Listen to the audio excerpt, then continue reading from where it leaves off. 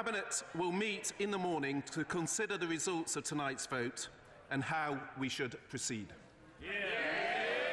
Thank you, Secretary of State. Point of order, the Leader of the Opposition, Mr Jeremy Corbyn. On a point of order, it's disappointing that no solution has won a majority this evening. But I remind the House that the Prime Minister's unacceptable deal has been overwhelmingly rejected 3 times.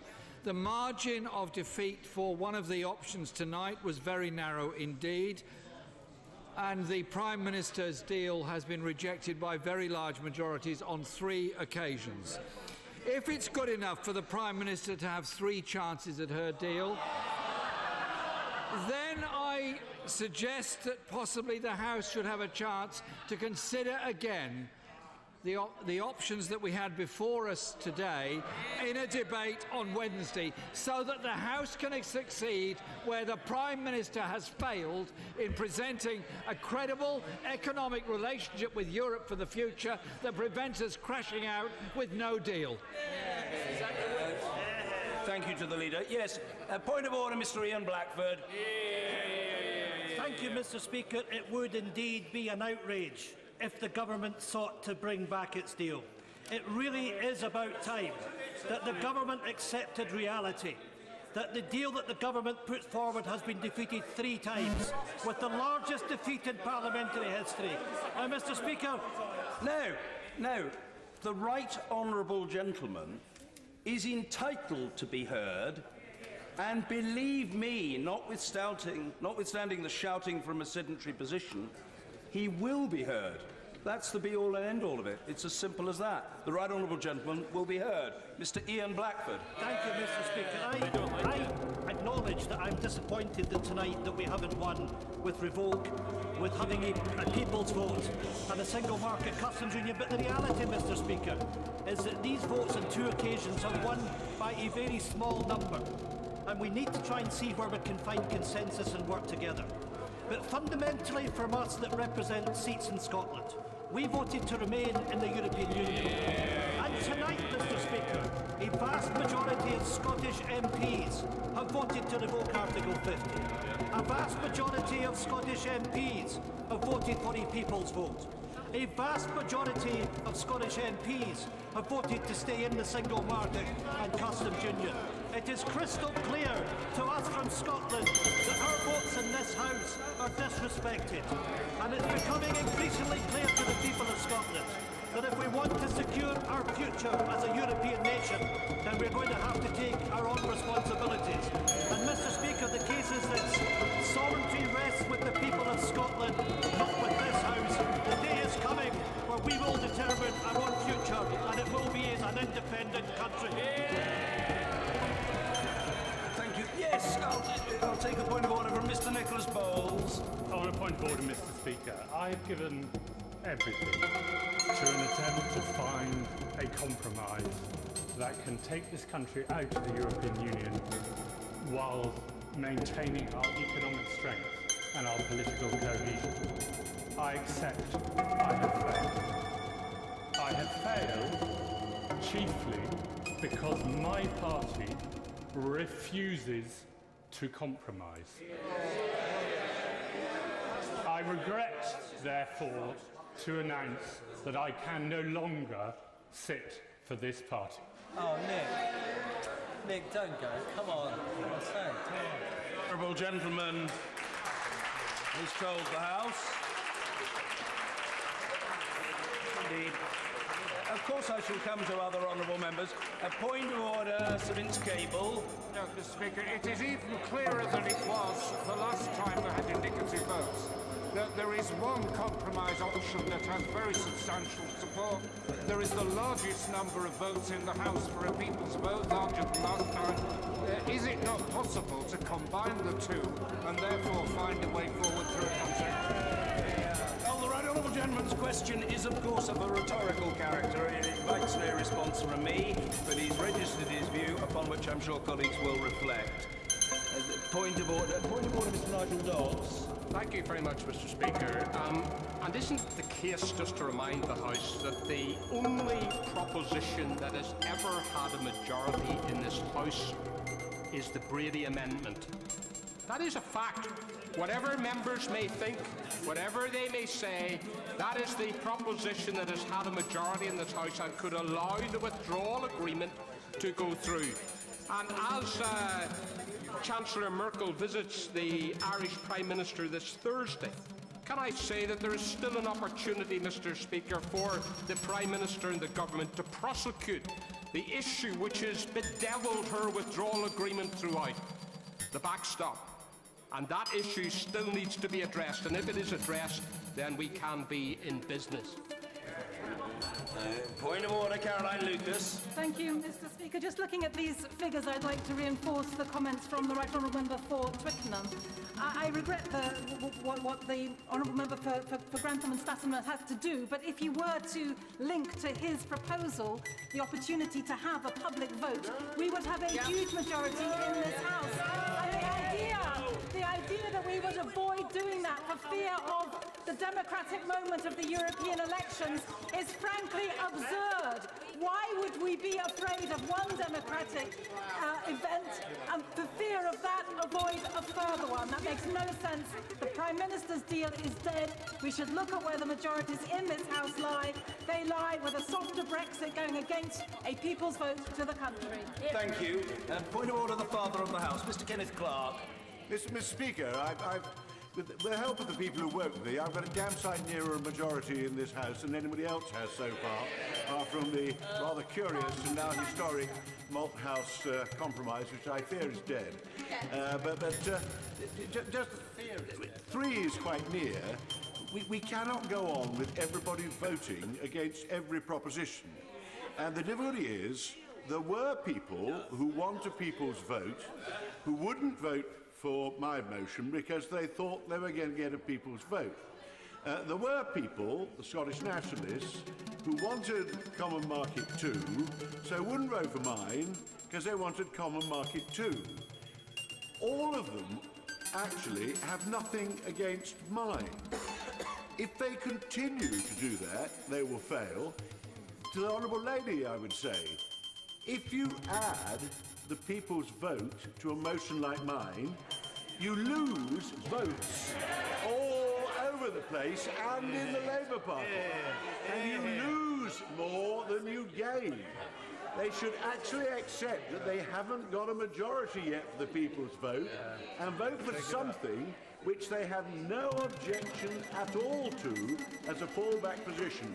But that, Mr. Speaker, is politics, and I sometimes think that this particular Parliament that I find myself sitting in is not very political at the moment, and it is confounding the general public. Thank you. Point of order, Anna Soubry. Mr. Speaker, what you don't know is that there was an effort made a week ago to put forward composite motions. And unfortunately, despite the efforts of a number of us, that was resisted. However, as the Father of the House rightly identifies, there is undoubtedly, and that's why it's a three-stage process, a way of getting this together. The Honourable Gentleman would let me just explain. The reason why, as the Father of the House knows, many of us couldn't support the Customs Union was because it didn't have the regulatory alignment, which I must say, the Labour Party, who unfortunately didn't get round to tabling anything today. But if we put the Customs Union, regulatory alignment and a people's vote together, the Honourable Member can then vote against it.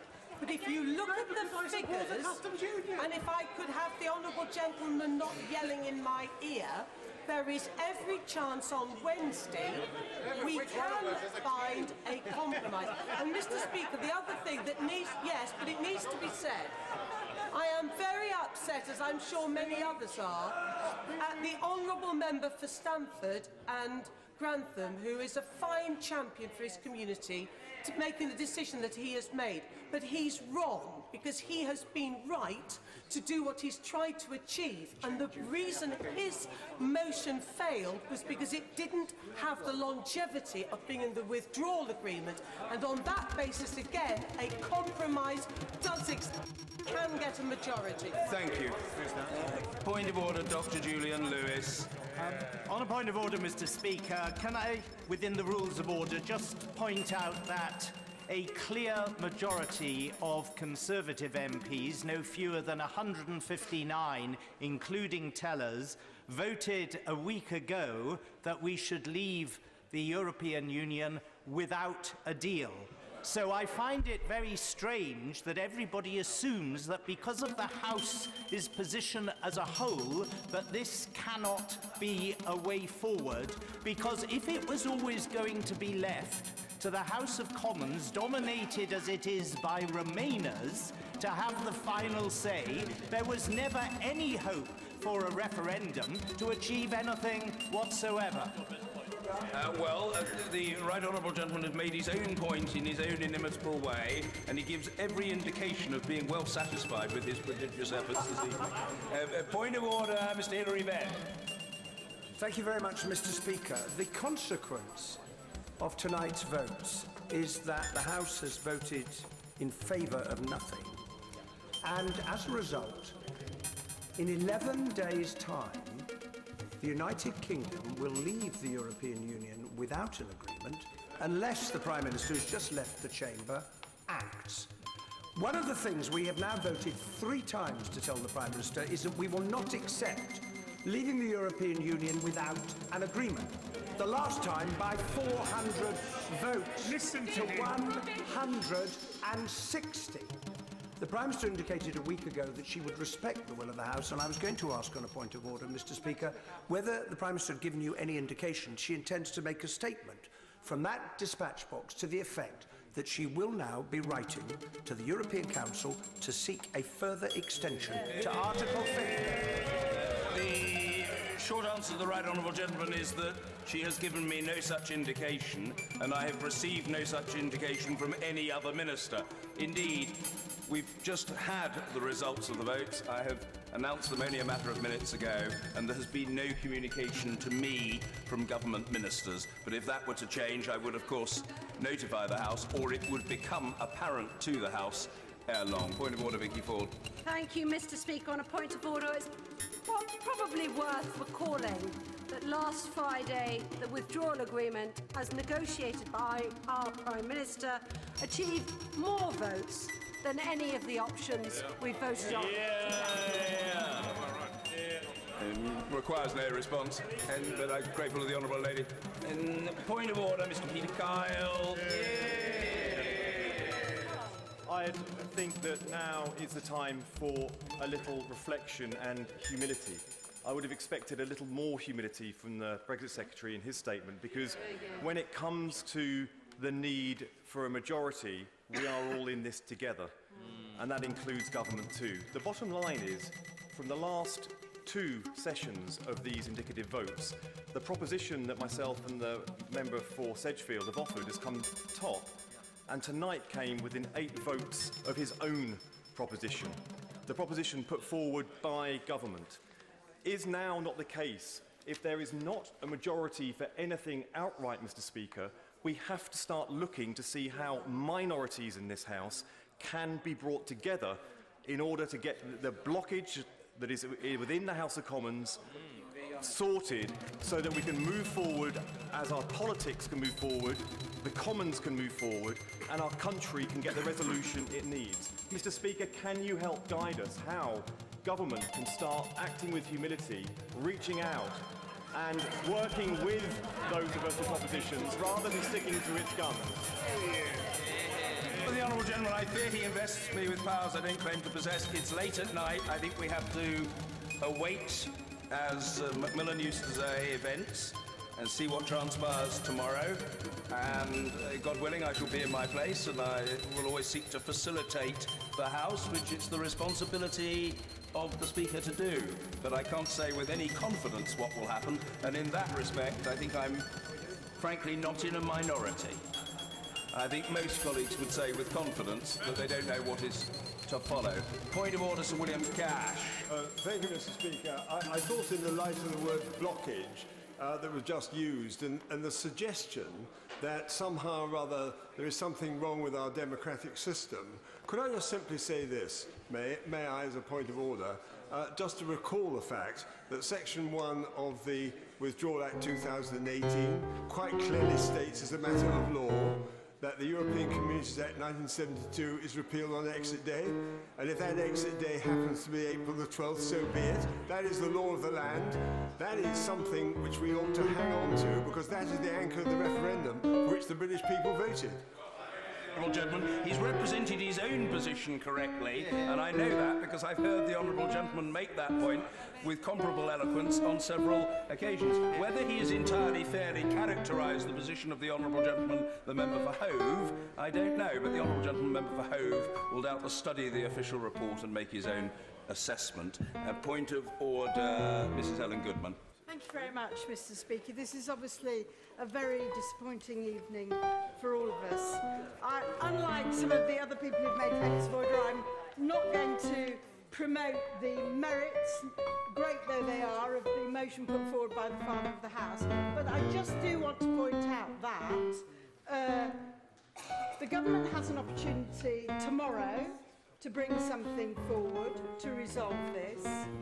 The House has another day on Wednesday, and we might consider how we best use that, perhaps by looking at some different way of addressing these problems. We've got the time booked, so although this is desperate and last minute, this is not the end. Thank you. I'm grateful to the honourable lady. Point of order, Sir Peter Bottomley. Mr. Speaker, this point of order may involve you. The most popular, the motion which had the greatest number of votes was E on the confirmatory public vote.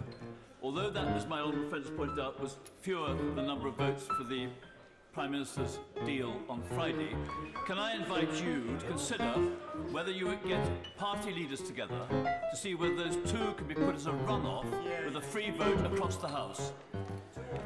Always reflect on points that colleagues make to me, but I'm not anticipating what might happen in days to come. The honourable gentleman's made his own point in his own way.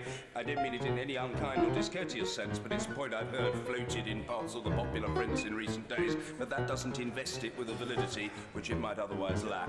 Point of order, Mr. Gareth Snell. Thank you very much, Mr. Speaker. I profess myself upset that the Father of the House's motion came within 3 votes, particularly given that 5 members of my own party who profess to want us off the Brexit voted against it and could have made a decisive impact on tonight's decision. However, Mr. Speaker, what I would ask of you is, given, as the point my friend from Bishop Auckland just made, we are having this again on Wednesday, are you able to give us any early indications of what procedure on Wednesday will look like when motions will start to be tabled, and whether there will be a new way of looking at this in order to see if we can come to some conclusive outcome?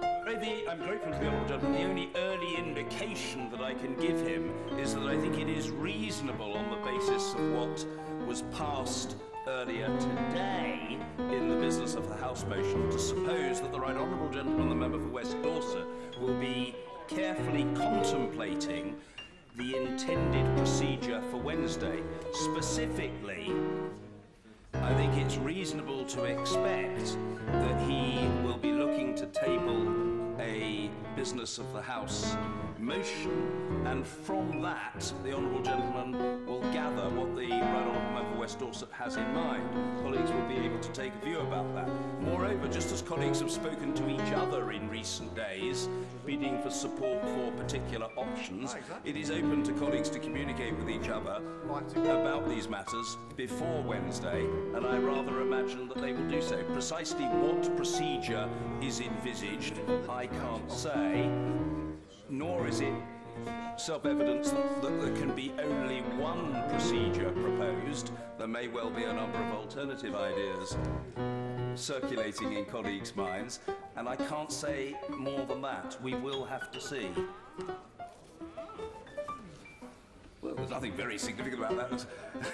a sort of knowing grunt from somebody on the Treasury bench as though something remarkably significant or suspicious has been said, but neither of those things is so. Point of order, Mr. Graham-Jones. Mr. Speaker, to follow on from my honourable friend's comments from Stoke Central about the influence that you may have on the business of the House motion, if any, on Wednesday, given the fact that we need now to be brutal about this. We need to look. The Prime Minister's deal was last defeated by 58. That's the worst option, so that gets taken off the table. Are we going to have an eliminatory process? Customs Common Market 2 lost by 21. The People's Vote confirmatory ballot lost by 12. The revocation by 11, and clearly top of the table was the father of the House motion on the Customs Union. Are we going to have a brutal process, and can you influence that, where we get to one outcome on Wednesday, because it needs to happen? I would say to the Honourable Gentleman, I don't cavil at his point, and I don't want him to think I'm being pedantic, but I dislike the use of the word brutal. I'm not in favour of brutality. I'm in favour of clarity, of decisiveness, of resolution. And insofar, well, he doesn't need to apologise, insofar as that requires some concentrated thinking, well, I agree with that. Look, some colleagues will be pleased with the outcome of tonight's vote. The Honourable Gentleman Member for Shipley is noisily yelling his approval of that observation, beaming as he stands by me. Other colleagues are disappointed. We are where we are. Nothing has won tonight. And in what do I take comfort? Well, Roger Federer put on a majestic masterclass in Miami last night, so I'm happy about that. And of course I'm happy that although nothing won tonight, and here in this chamber and at the Emirates, Arsenal did win 2-0. So, you know, I just have to content myself with that for tonight. I appreciate that Newcastle members won't be so pleased, and we shall have to see what happens tomorrow. I'm sorry that I can't add, but I feel that colleagues have ventilated their points, and it's right that they should do so. And I don't think we can advance matters further this evening. So what I suggest is that we look to getting a decent night's rest and recharge our batteries and try to do our duty with resolution but good humour tomorrow. We come now to the adjournment. Whip to move. This House do now adjourn. Thank you. The question is that this House do now adjourn. If colleagues who are toddling out of the chamber, including past the member who has the adjournment, could do so quickly and quietly, that would be greatly appreciated. The question is that this House do now adjourn. Liz Twist. Thank you, Mr. Speaker, and I'm very pleased to have secured this adjournment debate tonight on the Bladen Quarry landfill site. It's a matter of great concern to my constituents in the communities surrounding the site. My constituents